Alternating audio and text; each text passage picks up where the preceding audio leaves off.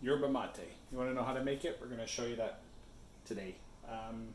Picked up a couple processes along the way. Argentina way, that's where it's from, that's how we got to do it. So there are a couple key factors that you have to follow. A couple key factors that you can add or not add. So let me give you a quick rundown on what it is and we'll get straight to it.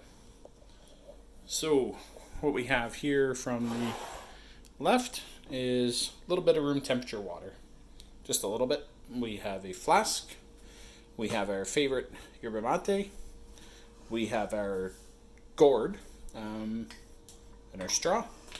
Optional is a shaker that I've printed, and optional is honey.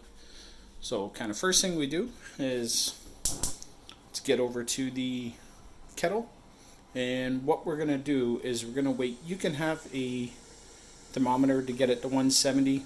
As soon as you start to see the bubbles forming off the bottom, that's 170.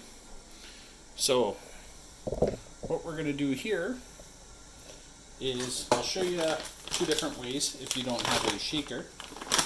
And what we're going to do is we're going to pour in, without the straw, we're going to pour in roughly 1/3. So that's kind of how it is there. So if you put it on an angle, now what you need to do is you need to put your hand on top, flip it over, and then shake it a bunch of times. And what this does is it gets all the fine dust on your hand. Okay? And then you just put it off to the side. The other way we do it is I printed this. Let me back the camera up just a touch here so you can kind of see. So I printed this shaker. And what it is, just a hollow tube, and then an inside tube with a bunch of holes in it. So what we do is we pour the mate in there, give it a quick shake, and then we pour that in here. If you were to look inside here, even though I've already shaken it, watch this. So that's the fine dust that you do not want in your drink. So what happens with that is it actually goes into your straw.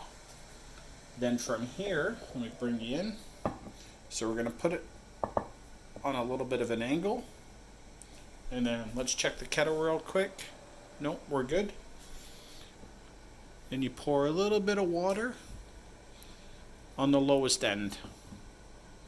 Okay, now what that does, that prevents when you put the hot water in there from scalding the tea, and when you scald the tea it pulls the nutrients out of it, and that's what you don't want.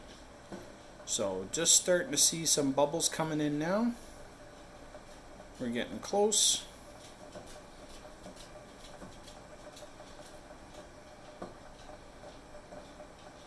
So that's pretty good there. So we have a couple bubbles starting to form. Now, you don't need to do this. I want to try and do this one-handed here. But what I do is I pour. Certain mates have a little bit of bitterness to it. And I myself, as a tea drinker, put quite a bit of sugar in, so you can adjust that to your taste. Then what we do is we put the cap on. And don't forget, that's got to sit for at least 30 seconds. So now we'll pour our water in here up to the top. And we'll put our cap on.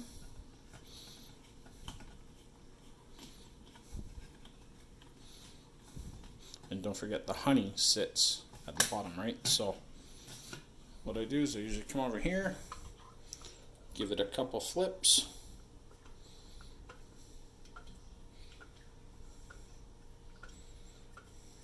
Okay. Now you pour on the straw side. I pour it right at the back of the straw where that room temperature water was. And pour it up to the top. you are now good to drink. Cheers. Hope you enjoyed the video.